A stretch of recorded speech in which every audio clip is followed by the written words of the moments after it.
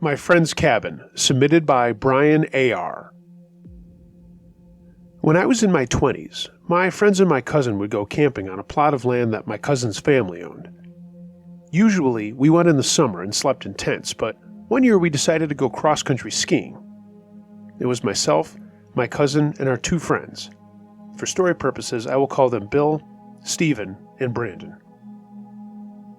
There was a rundown cabin that we decided would be a good place to go and hang out at. I mean, it was a serious piece of shit, but it did have a fireplace, and amazingly, my cousin had replaced the windows in every room. We actually made fun of him because it was such a ramshackle hunk of garbage, and why he invested in new windows was beyond us. But at the same time, we didn't care. It was going to be a fun weekend of traipsing around in the snow, drinking, hanging out, with a warm place to go to at the end of the day. The drive to the cabin was only about an hour away from where we lived. When we got there, we realized that we had to park our vehicles on the side of a road. There was no way we were going to be able to get up to the cabin as the gravel driveway was full of snow, and none of us had a plow or any shovels. There was through traffic on the road, but it was pretty intermittent, so we just moved our vehicles onto the shoulder, as far off the road as we could, and then made our way up to the cabin. We got inside and started to set up our stuff before heading out for some skiing. The cabin was cold as there was zero heat, but my cousin had prepared very well in the fall and had nearly 3 faces of cordwood stacked against a wall. I brought along my Coleman stove to cook on, and our coolers would be more than cold for the foodstuffs we had brought along, so we just put everything inside, went back into the bright sunlight to check out the deer blinds that we had set up, and just kind of ski around. We all had beers in our hands and a couple of extras in our pockets, and it was a fun afternoon of just skiing around and talking, and sometimes not talking, just taking in the silence of this land. There were no neighbors within 3 miles of my cousin's piece of property, and for those of you who are outdoors folks, you know the softness of the woods in the winter. There's just something about it that's so soft and dense when the snow is on the ground. You can't help but be relaxed by it. After a couple of hours of cross-country skiing, we went back to the cabin to relax for the rest of the afternoon and evening. We were going to play some games, and I was going to get to work on dinner. It was just a simple chicken soup that I was making and was happy to be out on the small porch that led to the cabin's front door. I was working on a table we had set up, having a beer and a couple of cigarettes, just enjoying myself. The other guys were inside playing Monopoly and getting into the normal fights people get into when they play Monopoly. I recall Brandon screaming at my cousin, calling him a total asshole about some properties he had fraudulently picked up.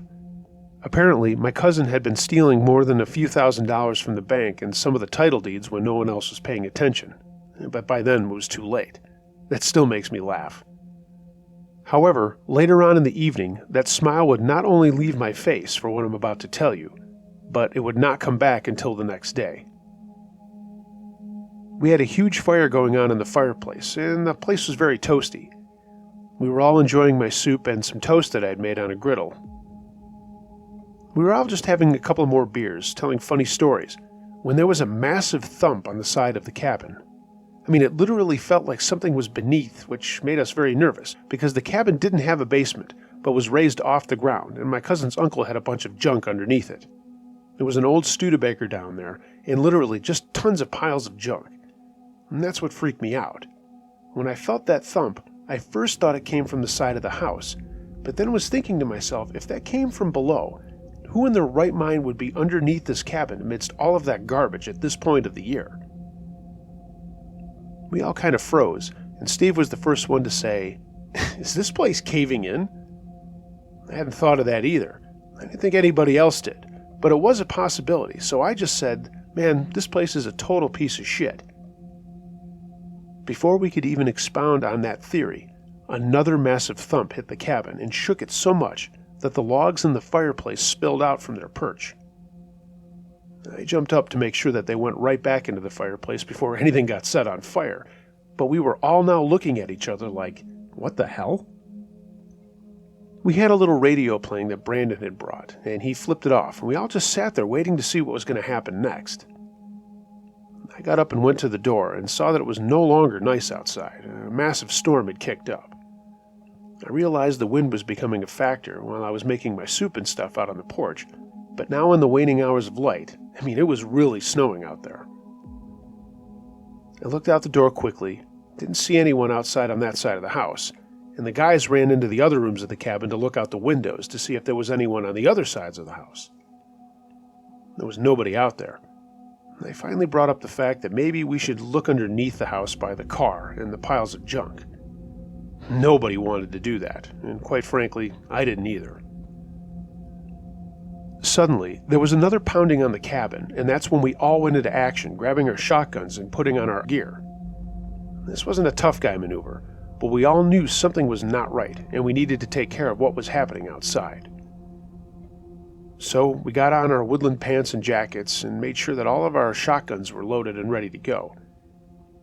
As we walked outside the door to go onto the little porch, there was a massive bang on the far wall of the cabin. This time it wasn't just one hit. It was a repeated beating, as if someone was playing the bongos on the side of the cabin. Brandon spoke up and said, "I don't know if going outside is a good idea." Steve said, "Hey, we need to take care of this," and I agreed.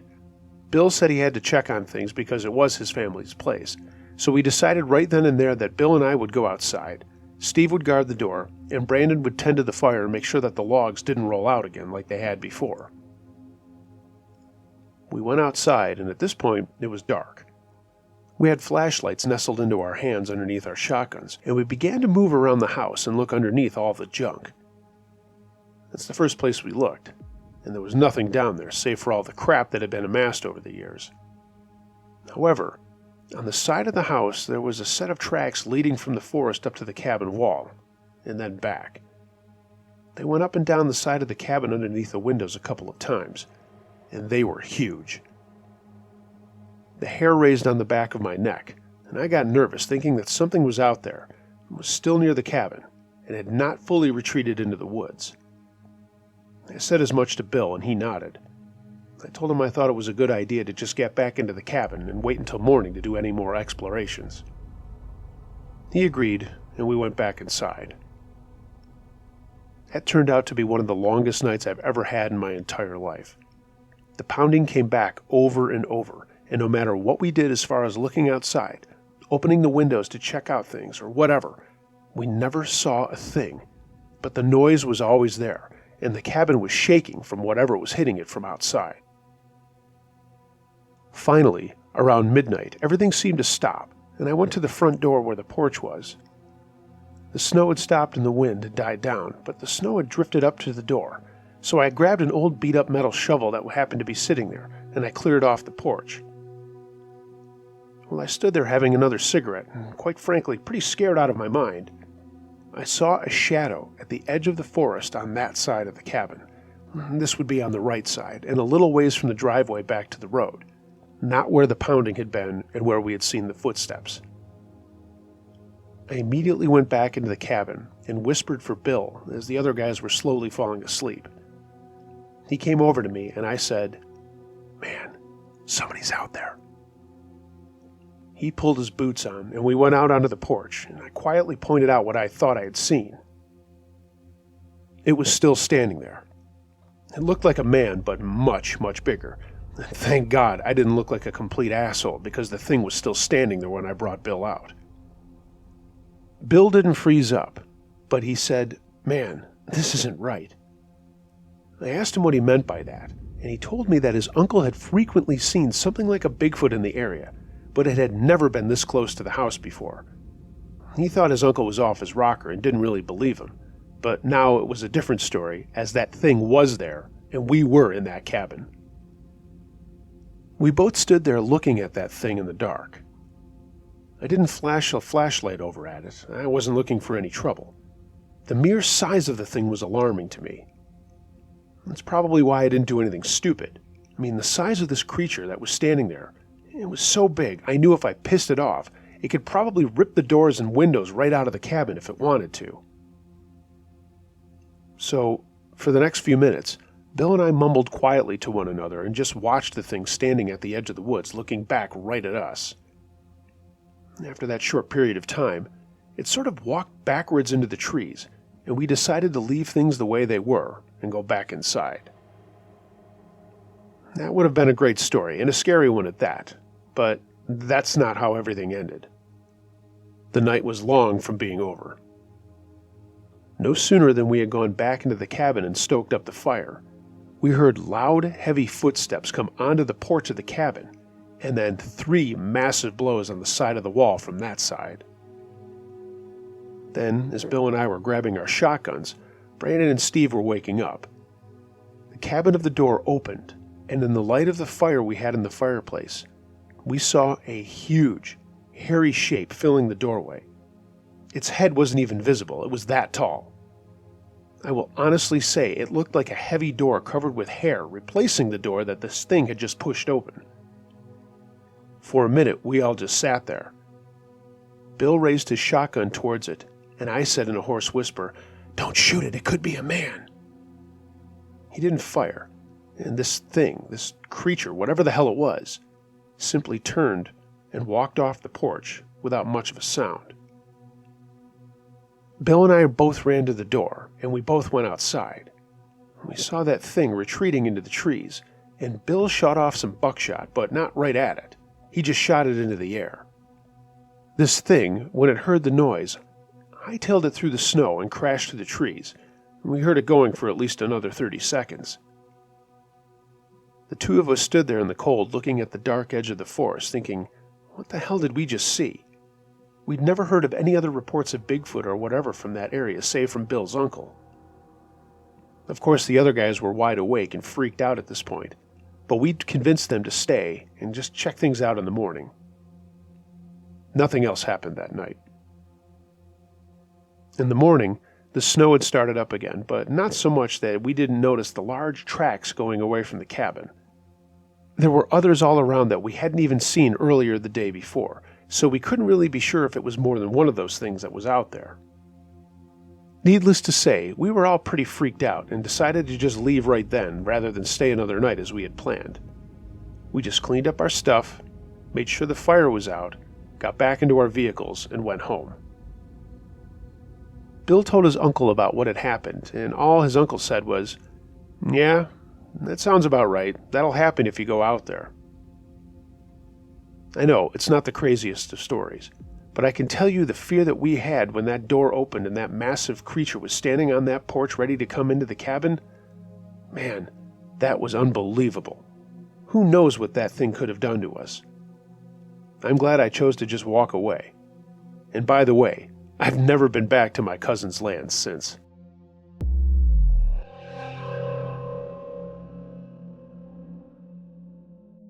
Our Turnaround by Seth.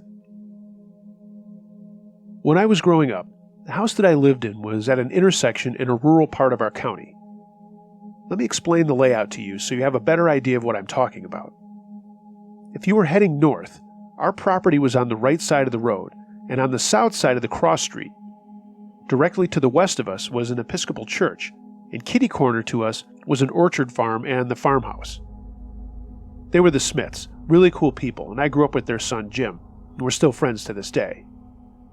Across the street from us to the north, there was more of their orchard, and literally the next closest neighbor was about a quarter of a mile away. Very rural, but I never would have wanted to grow up anywhere else. So this corner intersection was our place, but it was set way back into the woods, lots of tall Russian pines in the front yard as well as evergreens on all sides around. To tell the truth, if you were driving by at the posted speed limit of 55, you probably wouldn't even know we were there, other than on the west side of our property onto the road, heading north, was a set of pillars and a gate, but they were also set back across a little ditch. We had a huge sign out there that said no drive-through because this road leading up to the front of our house was just a parking circle, and on another short piece of driveway, it emptied out onto the cross street to our north. So think of it as a big U in the forest, with a large brick-and-mortar house with a 3-car garage in the middle of it. As I said, we had to put a sign up there because we didn't always close the gate, which, in retrospect, we probably should have done.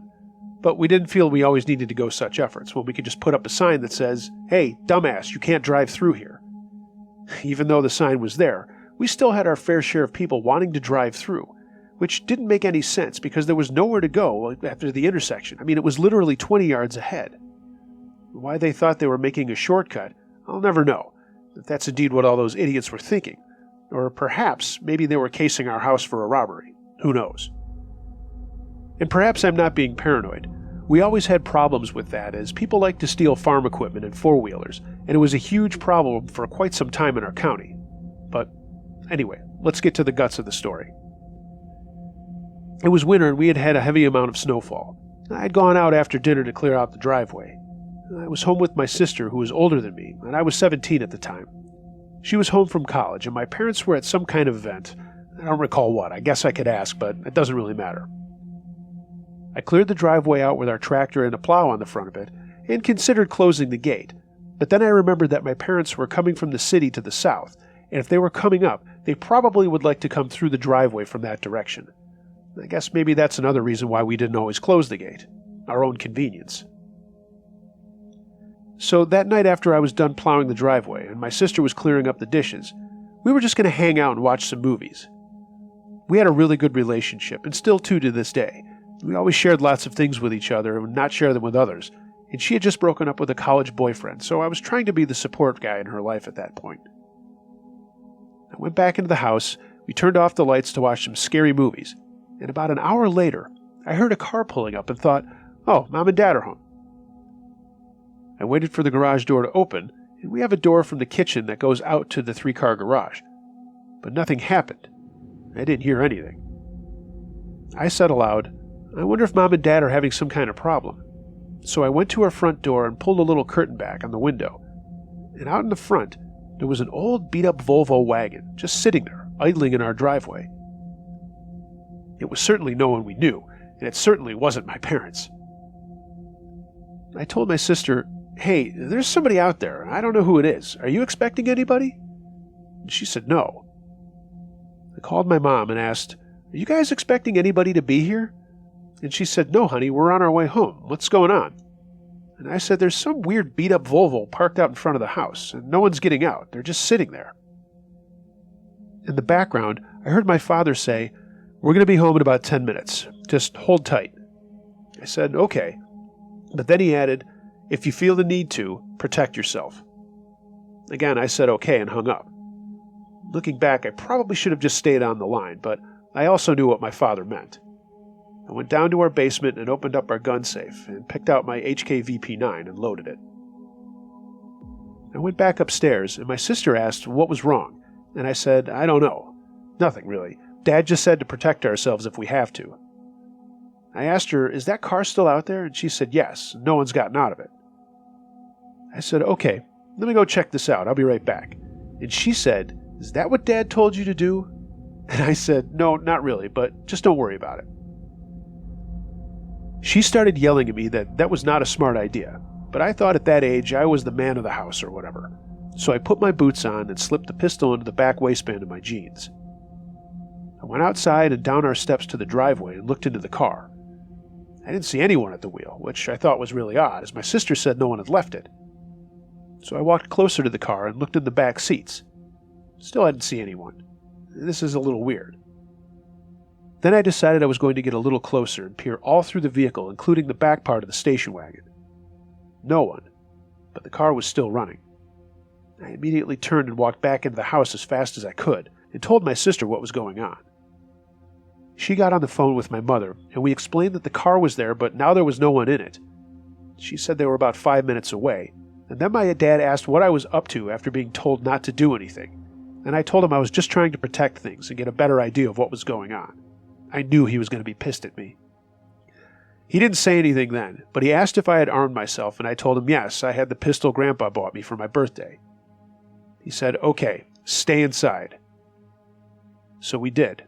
We waited and waited, and then heard a noise from the backyard. It sounded like someone had put a ladder up against the house.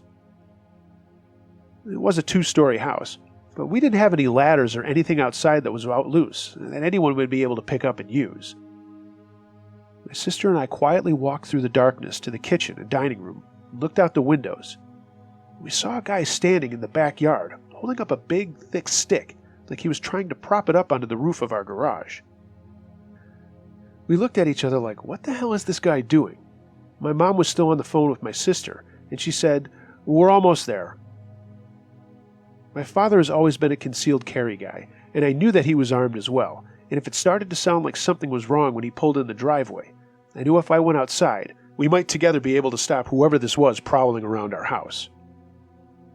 We waited while the guy continued to try to put this big branch up onto the roof, when he looked off to his right and must have noticed my father and mother coming up our driveway. He started to run, but first came up to our back door and smashed the window open and reached for the lock. He looked out of his mind and started yelling at us, "Open this door or I'll fucking kill you!"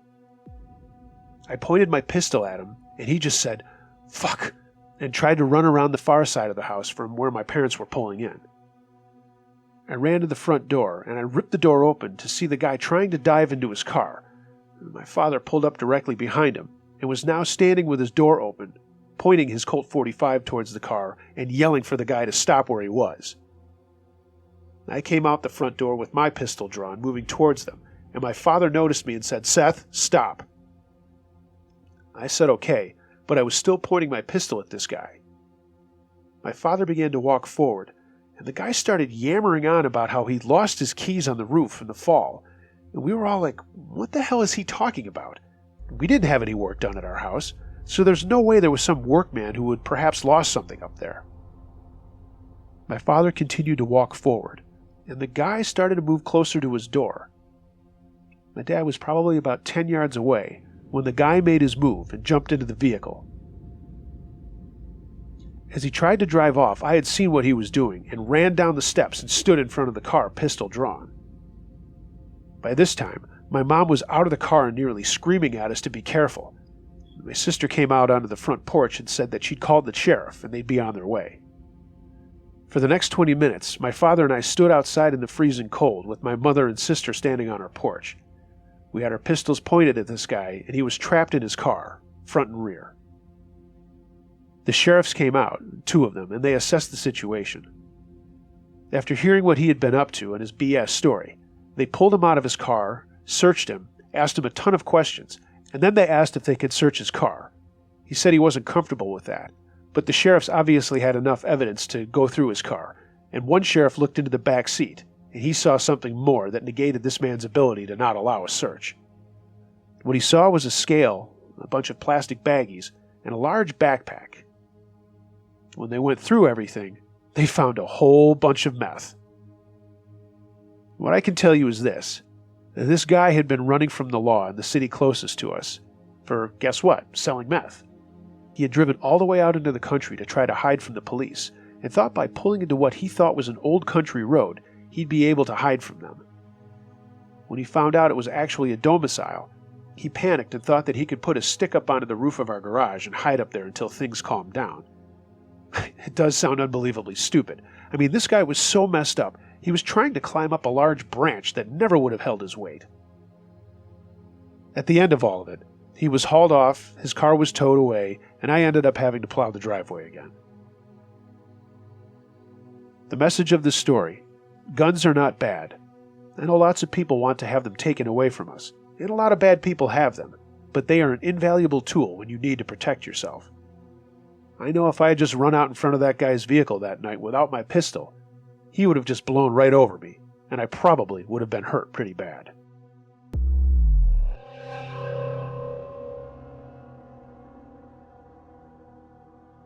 Vail Pass, submitted by Trucker Dude Van. This is a short one. I have longer ones I'll send if you're interested. I used to be an over-the-road trucker. Did it for about 20 years before changing my job to dispatch. Just couldn't take those hours on the road anymore. One of the scariest times I've ever had behind the wheel was on Vail Pass on I-70 in the Rockies. I'm sure all of us have had their bad times on the road in the snow and sleet, but what happened to me this night with a haul of over 100,000 pounds on a Super B double scared the stuffing out of me. I got caught in a snowstorm, but obviously couldn't stop my run. The grade on Vail Pass is, I believe, between 6 and 9%.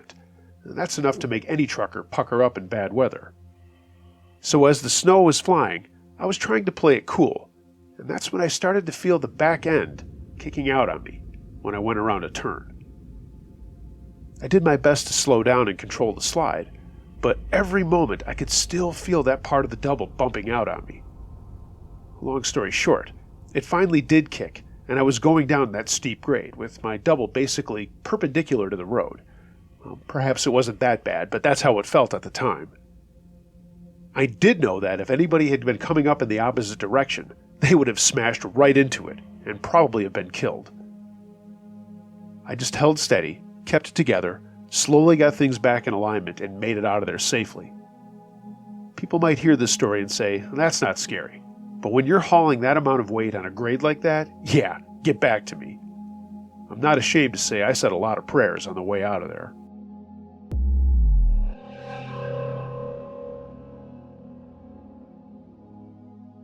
The Lake, submitted by Mograve 6875.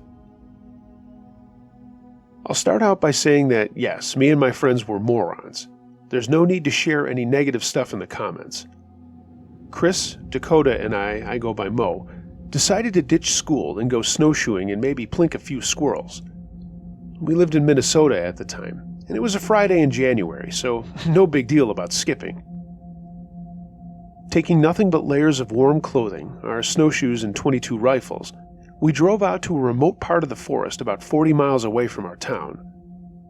There were a couple of lakes out that way, but we knew a trail that went around them and thought we'd follow it for some outdoor recreation.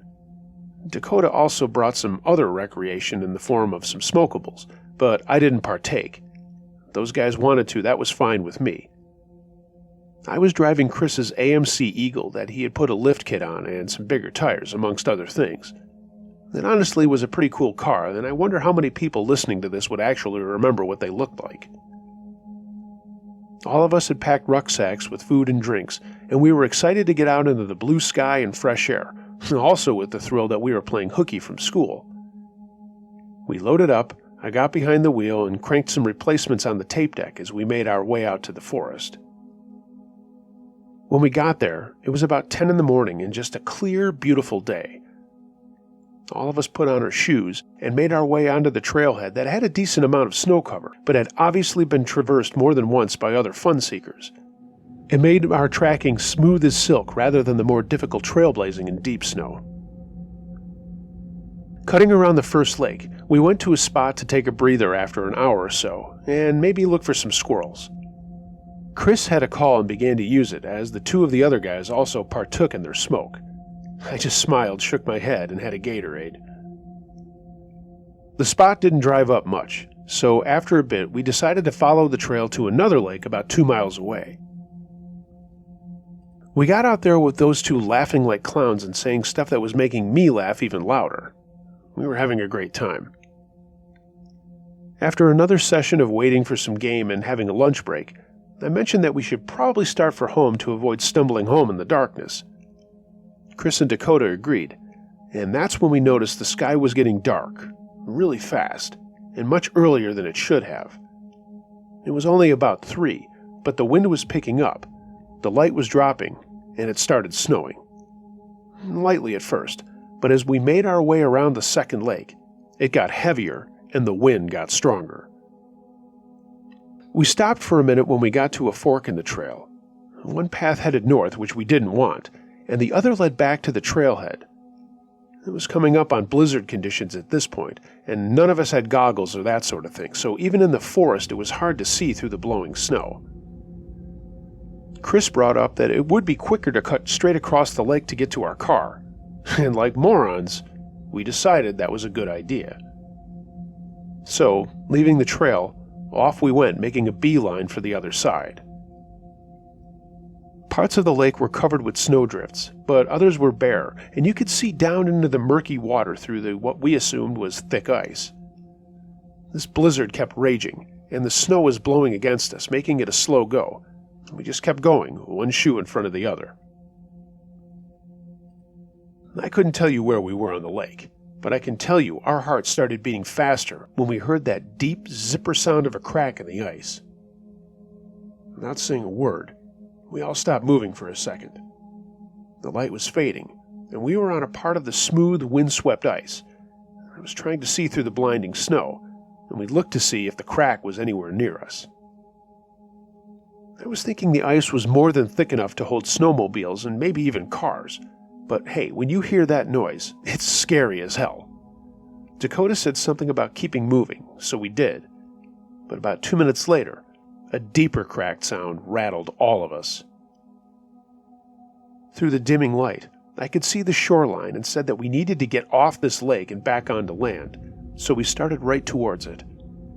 It was maybe 150 yards away, and with about 20 yards to go, me in the lead, Chris coming second and Dakota in the rear, we heard another crack, and that's when Dakota gave off what I can only say was a whoop. Chris and I turned, and there was Dakota, up to his armpits in a crack in a hole in the ice. He began screaming for help and was trying to pull himself up onto the ice, but even though it had been maybe 5 or 6 inches thick, everything around him kept breaking. Now, being familiar to the outdoors, we knew we couldn't just walk over and start trying to pull Dakota out. So Chris screamed for him to hang on, and he took off one of his snowshoes and laid down on the ice on his belly. I did the same, getting rid of my shoes and grabbing onto Chris's legs. He stretched out his shoe to Dakota, who grabbed it like he was fighting for his life, which he actually was. If he went under, I knew we would never find him. The wind was screaming, the snow was blasting us, but slowly we pulled Dakota up out of the water. I recall thinking it was amazing that his snowshoes were still strapped onto his feet.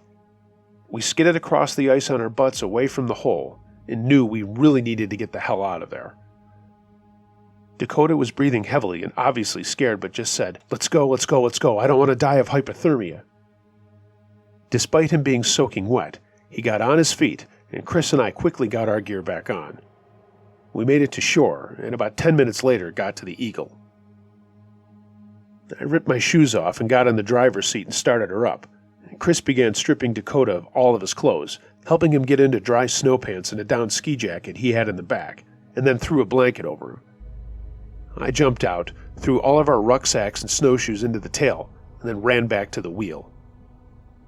Chris hugged Dakota for warmth all the way back to town, and I started to make our way out through the blizzard. It was a slow go, but Chris and I kept Dakota talking, and he didn't show any of the telltale signs of hypothermia like slurring of speech, pale skin, and shivering. We kept asking him where we were and stuff about school and his girlfriend, and he was still with it. I told him we were going straight to a clinic if it was open. He didn't want to because of the weed that he'd smoked, but I made the decision for him, telling him to not worry about that. It took nearly 2 hours to get back to our town as the storm kept raging, but the clinic, thankfully, was open, and we got Dakota inside. He was given fluids and treated for a very mild case of hypothermia, but was released the next day. His parents came and got him, and the smokes that he had had never became an issue. However, our dads all reamed us out for going out onto the lake and told us if we ever did something so stupid again, we'd be feeling it for months. Our moms were happy that we were okay. When we talked about it later, Dakota was insistent that the only thing that kept him from going under the ice was holding his .22 rifle to his body, and that it caught the sides of the hole. The funny thing is, when we pulled him out, he had let it go, and I presume it made its way to the bottom of that lake, and when the ice thawed in the spring, somebody would find it. Chris and I bought him a new Ruger for his birthday that year, and we had the stock inscribed with the date that all of this had happened. For all we know, that .22 is still at the bottom of that lake, forever a testament to that insane day we spent out there. A day I relive in my mind, but never want to in real life again.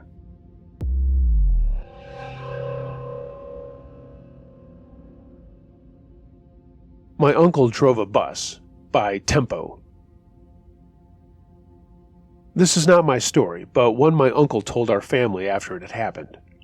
He was my father's youngest brother, and kind of an accident, as my oldest uncle was 20. My father was 18 when he was born. Uncle Paul had just graduated from college and was struggling to find a job in his field, so he decided to take a job at his college campus as a bus driver. Not a big cheese wagon that we all took to school as kids, but a smaller one that just kind of drove around campus and then some evenings took students to the library and made runs down to the edge of the bars and that kind of thing for the nightlife folks. This one night, a snowstorm kicked up and he was doing his runs. The way he tells it, He worked from 6 to 2 a.m., with the last run picking up the drunk idiots from the bars and taking them back to the dorms. On this night, his boss told him he was shutting things down and to not make that last run into town, to stay on campus and take care of the, quote, responsible kids. So, he was making his way around the icy and snowy parking lots on his way back to the bus garage when he saw a guy on the side of the road waving him down. My Uncle Paul thought this was weird as he had just passed a bus stop and no one was there, but he also didn't want to not stop and not help this guy if he needed a ride.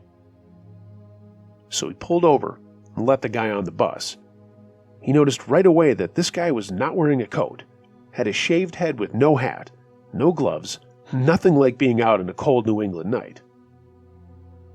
The guy said thanks for stopping and took a seat as my uncle asked which dorm he was going to and how he could stand to be out in the cold with no coat or mittens or gloves. The guy didn't say anything for a few minutes, and my uncle thought he was just catching his breath. As he was paying attention to the road and the poor winter conditions, my uncle never noticed the guy get up and come up right behind him. But he did realize it when the guy put a knife blade up to his neck and said, "Drive out to such and such road right now, or you're a dead man." My uncle was still a young guy, but realized this could end badly and was torn with what to do. He told us that he just nodded and started for that spot, which was about 5 miles from the college campus and nowhere near his usual run to the bars. Uncle Paul said he'll never forget the smell of whiskey coming off the guy as he stood there holding the knife to his neck. More than once his radio went off as his boss was wondering where he was and why he hadn't reported back in yet. But every time the radio went off, this guy pushed the knife to his neck and told him that if he answered the call, he was a goner. Finally, they got to the spot in the middle of nowhere where this guy wanted to go. My uncle stopped the bus and the guy said, "Give me your wallet." My uncle reached into his pocket and handed it over, and the guy said before opening the door himself and getting out, "Lucky for you, I got what I wanted tonight." Then the guy got off the bus and disappeared into the darkness.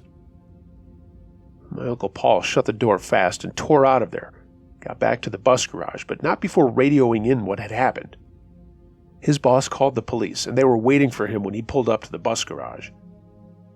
He repeated his story, and some other police were sent out to look for the guy and where he had been dropped off, and the one who was asking my Uncle Paul questions asked if he needed medical attention for the cut on his throat. He said, "No, I don't have a cut on my throat," and took out a hanky and wiped where the blade had been pressed against him. There was blood on it, but not his. The police never found that guy, despite my uncle's description, but the campus was rocked when it turned out that a young woman had been attacked and raped outside of her dorm and left in the snow that night. The guy who did it matched the description of the guy who was on my uncle's bus. Apparently, he had tried to cut the girl's nipples off after raping her, but only hacked them up badly. That was the blood that ended up on my uncle's neck. Uncle Paul was obviously shaken up, and he quit that job the following week.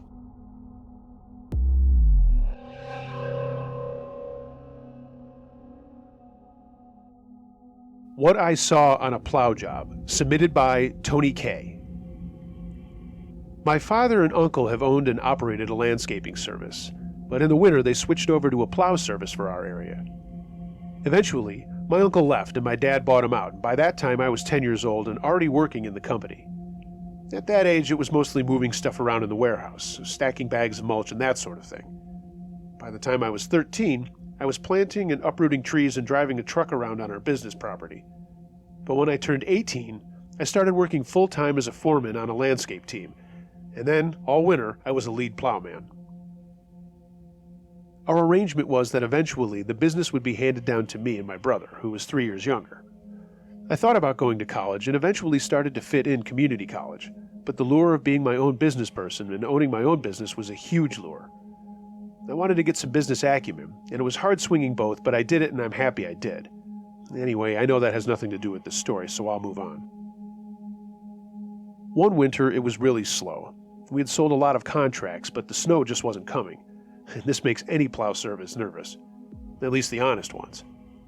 It also means that if the snow does come, the people who have held out and not bought a contract with any plow service come running at the last minute and will pay premiums to get their driveway or lots cleared out as quick as possible. We always honored our customers first, but if there was business to be done in the middle of the night when most people were asleep or the businesses were closed, we would fit them in as we went from job to job.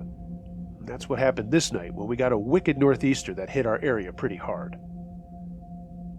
I was actually getting ready to fall asleep one night when my cell phone went off. I opened my little flip phone to my father saying, "We gotta go to work." I knew it was coming, but I was tired. I just said, "Okay, where are we starting?" He named a bunch of customers that needed attention, with a last-minute business in between that I could fit in as long as it was done by 4 a.m., as his workers came in around 5:30. I got a fresh tin of Skol, grabbed a few Mountain Dews and a huge mug of coffee, and headed out to my Silverado.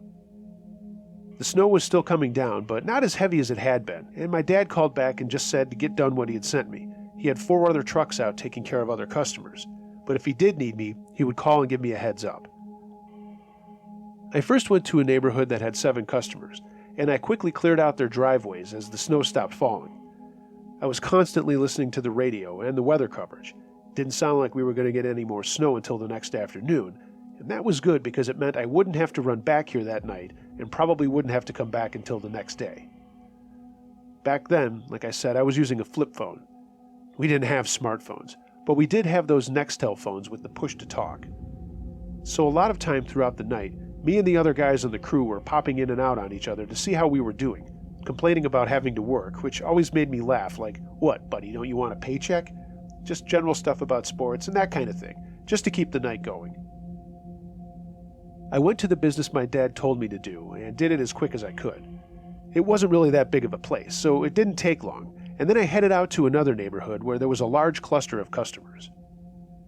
After about 3 hours, I stopped for some gas and another tin of Skol, and my phone rang and it was my dad. He told me to hit this other business up that was not a customer, but if we did the job right away, he would sign a contract for the rest of the year. Plus, for this plow, he was paying a fat premium because of the short notice. There was no way we could say no to this guy. The only issue was that this warehouse company was kind of on the edge of a town and a town over from us.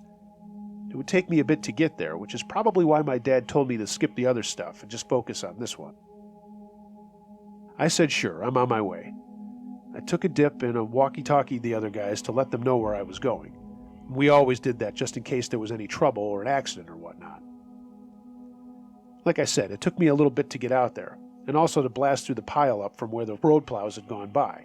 Not a problem. I tended to beat the shit out of this truck as it was a work truck and not my personal driver. I'm sure my dad will be thrilled to hear me say that. So, I get into the lot and start doing my thing. There's nothing for miles around except this warehouse fabrication place. There's nothing but trees in the back and fields on either side of it. It was actually a very nice location, and I would find out in the long run that the reason the guy bought it was because of the quad and snowmobile trails behind the business, and he also had the rights to shoot from the property owners all around him. He was one of only a couple of guys that did, so it was always good hunting for them. Smart businessman. I was working away on the front lot, clearing things out, piling up on the sides of the lot, and making sure I'm going all the way to the edges. I know how that really pisses customers off when you half-ass it. From what my dad said, if this guy was going to become a new customer, I wanted to make a good first impression. So afterwards, I head over to the side lot and clear that out, and then I realized that there's also a large back lot that I don't think my dad had mentioned, but I made the decision to clear it out as well, just in case. I finished up, put it in park, and had a swig of my Mountain Dew, and I was just sitting there listening to the radio and then had another dip. I pulled back around to the front just to do one last inspection, as I was hoping this was going to be my last job of the night. In the back of my head, I knew I was going to have to go back out, but hey, that's work, and I really like what I do, and this is really what we do have to wait for. It's how we make money. I was sitting there facing the front doors of this place, when out of the corner of my eye, I saw this little Dodge Neon drive through the parking lot, and at first, I didn't think anything of it. Maybe it's someone who works there, or maybe it's even the owner, who knows. I didn't see any lights come on in the place, and decided before I left, maybe I should go and introduce myself to make a good impression. So after a second, I backed up and went around the side of the building in my truck. What I saw was the Neon parked at the other end of the lot, just sitting there with its lights off, but its dome light on. I could see someone sitting in the driver's seat, and they looked like they were talking on a cell phone. I waited a few minutes to see if the person would get out of the vehicle and go inside, but they just continued to sit there. Finally, I drove up alongside on the passenger side and looked down into the vehicle. By that time, whoever was in there had turned off the dome light. I could sort of see the shape of a person in the car from the lights coming from the back of the building, but everything was in shadows. I rolled down my window and yelled out, "Hey, you okay?" I got no response.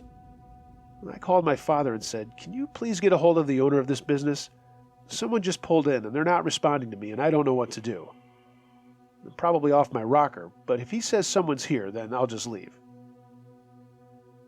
The snow started up a little bit more, but certainly not a storm, just that really soft, fluffy stuff falling down. A few minutes later, my father called me back and said the business owner said no one should be there and he has no employee that owns a Dodge Neon. He said he was heading out there and would be out in about a half hour, and there was no need for me to stay as he was also alerting the authorities that someone was behind his business that should not be there. I said okay, and as soon as I started to back up, the door of the Neon opened. I was all the way behind the vehicle at that point, and my lights were shining directly on the car. Out steps this guy with what is certainly blood dripping down his face and onto his Carhartt jacket that was deeply stained. I immediately thought, oh crap, this guy's been in an accident. He just stood there looking at me for a minute, and I got out of my truck and yelled, "Hey, buddy, you okay? You need some help?" He didn't say anything, but then reached into the Neon and picked up a very large hunting knife. I don't want to call it a Bowie knife, but it was a big-ass hunting knife for sure. I couldn't see anything on the knife, but I knew this guy was trouble. I got back into my truck, and just as I was putting it in reverse, the guy came running up to my window. I could see this crazy look in his eyes as I looked down at him, and he banged both of his hands on the window. He didn't have the knife anymore, which thank heavens for small favors, but this guy was nuts. I wanted nothing to do with him, and I hit the gas and backed out of there really fast. I mean, recklessly fast. I immediately put it in drive as soon as I had turned to face the road and sped away from him. As I got up to the road, I could see him running through the parking lot towards me. I just got back on the road and immediately walkie-talkied my father, as I knew it would be faster than calling. I was practically screaming into the phone what was going on, and he had to tell me to slow down and take it easy more than once. When I finally got my story out, he said he was calling the business owner and the police. He asked me to wait at the next biggest intersection, which was about 2 miles away, and I figured there was no way this guy could catch up to me, but that was if he was on foot. I said as much to my dad, but then thought, well, what if he gets back in his car? My father agreed when I said that out loud, but he said to get someplace safe and wait until he called me back. And I did. I drove until I found an open gas station and pulled inside to let the adrenaline wear off. A little while later, my dad called me and said the police were out there and asked where I was. They wanted to talk to me. I told them where I was, and they just said, "You know what, never mind, I'll just go back there. They don't need to come and get me here." I turned around and went back to that building, and there were 3 police cars and the truck of the owner of the business. When I pulled in, one of the policemen held up his hand for me to stop before coming over to me and asking if I was the plowman who had seen someone at the building. I said, "Yeah," and he said, "Okay, hop out of your truck and follow me." I followed him on foot around the corner of the building to the back parking lot, and the Dodge Neon was still there. But there was no guy. There were, however, footsteps walking off into the woods. Another policeman asked me a bunch of questions about what the guy looked like and all that jazz. So I gave him the best description as I could, including how the guy showed me this knife and how bloody he was. I told him everything that happened from the moment I got there plowing to when this guy was running after me. There hadn't been an accident, as there was no damage to the Dodge Neon, but the car had been stolen earlier in the evening. The next day, a guy made a report that he had been hitchhiking and it had been picked up by a guy in a Dodge Neon, and once they were on the road driving through the snow, the driver demanded the wallet from the guy, and when the hitchhiker said no, the driver took out a knife and started slashing at the guy's arm. The hitchhiker said he waited until the driver had to slow down a bit, then he opened his door and jumped out, thinking that the snow and slush would soften the blow. The police weren't sure what happened after the guy had left the car, but they could only surmise that the driver, the guy I saw, had either slid or bumped into a snowbank, and brought the knife back onto himself, and that's why he was all bloody. They never found him, and they can only speculate that he drove to a remote location to get his bearings before making a decision as to what was going on, and I just happened to be in the right place at the wrong time. That is by far the most insane thing I've ever seen as a plowman or a landscaper. I've got really gross stories about guys getting caught in equipment, but I suppose I'll hold on to that for another time.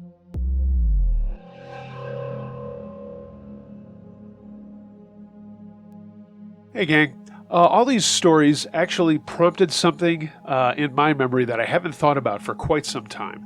So I thought I would end with this, a personal story. It's not terribly frightening, but at the time, I kind of wanted to shit my pants. So, most of you know I live in the western New York area, and at this time, I actually had an apartment in a village called Allentown in the city of Buffalo. Really cool neighborhood. If you ever get a chance to come around to this part of the woods, you should go check it out. Elmwood Village is awesome, and Allentown basically butts right up against that neighborhood. So had a blast there. Really cool apartment. And anyway, my parents at the time lived in the South Towns. Now, a lot of you might have heard the term lake effect snow.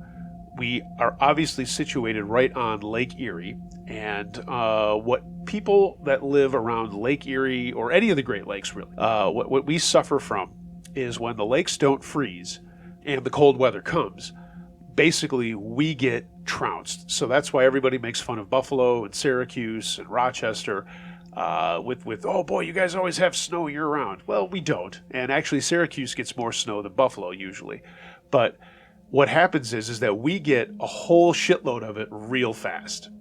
So on this particular evening, I was leaving my parents' house. I had dinner with my parents and was going back to my apartment. I believe it was a Sunday night. And it wasn't too late, probably, I don't know, 9-ish or so.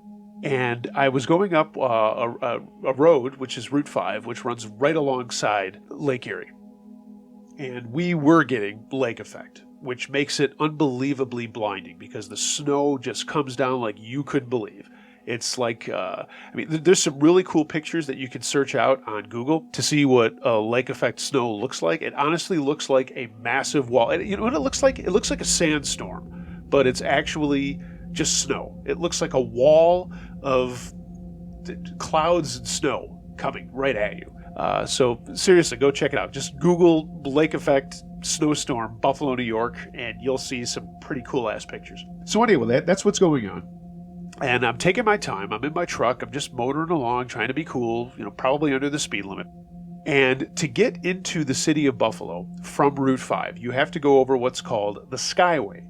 And basically, this is just a massive elevated bridge over the Buffalo River and the canal system that they used to use with the grain elevators and all that stuff. They still use it too. And there's a couple of lift bridges a little farther south on the Buffalo River, but this is the main way to get into and out of the city if you're heading south or north, just depending on which way you're going.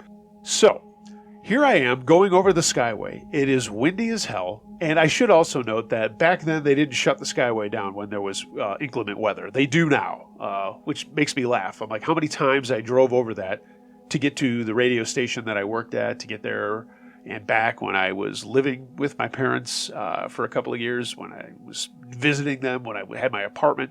It kills me that I drove through all this shit, and now basically they close it down whenever there's bad weather. So at any rate, so it's really bad weather, right? You can't see 10 feet in front of you. You're going over this elevated bridge, so you're a couple hundred feet in the air. And what do I see but a pair of headlights coming at me? Now, that's not supposed to be. There are two separate sides divided by a barrier. A drunk guy, I'm only assuming that he was drunk, got on the wrong side of the Skyway. He was driving on the wrong side of the road into oncoming traffic. Now, when you're up there, there's nowhere to go. I mean, that's it. There's Jersey barrier kind of sides to it, but that's it. And I tell you what, man, I did not know what to do. I slowed down and waited to see what this asshole was going to do. Thankfully, I got by him. He was also going slow. I think probably he recognized that he was on the wrong side of the road. I have no idea how he got off of it. It's kind of a ways that is still, a barriered road for quite a bit, even when you get off the Skyway. But I will tell you what, on that night, in the dark, in a snowstorm, with that wind blowing, the snowflakes flying, and seeing a pair of headlights on your side of the road, holy shit, man, terrifying. Yeah, certainly not as scary as the other stories I've narrated here, but I had to share that. It is winter here in Buffalo. We haven't really had a bad one this year. A couple of inches of snow on the ground. I'm waiting for the next round, but yay. I just wanted to share that with you guys. Hope everybody is well. Going to be doing a live one probably this weekend. I'm hoping to. Depends on what the kiddo is doing and how the wife is feeling. But so yeah, just wanted to share that cool story from my own past. Hey gang, thanks for listening to this episode of Uncle Josh's True Scary Stories. Hope you enjoyed it. Much more to come, and I apologize for the lateness of this volume. Holy cow, there's a ton going on in my personal life, and it's making it a little bit difficult to make sure that you guys get the content that you deserve. I promise to do better. Please like, share, and subscribe to this channel. Leave a comment below, and I'll do my best to reply as fast as I can. And if you have a true scary story you'd like to hear narrated on this channel, send it to unclejoshtruescarystories@gmail.com. I read them all. Follow me on my social media accounts. All the links to that are in the description below. And if you'd like to take it a step further, consider becoming a patron. I have a Patreon page, and you can also find that as a link in the description below. It helps keep this channel ad-free. Everybody, be excellent to each other. And until next time, remember, be wary of things that go bump in the night. It could be anything. A ghost, a monster, or the guy next door.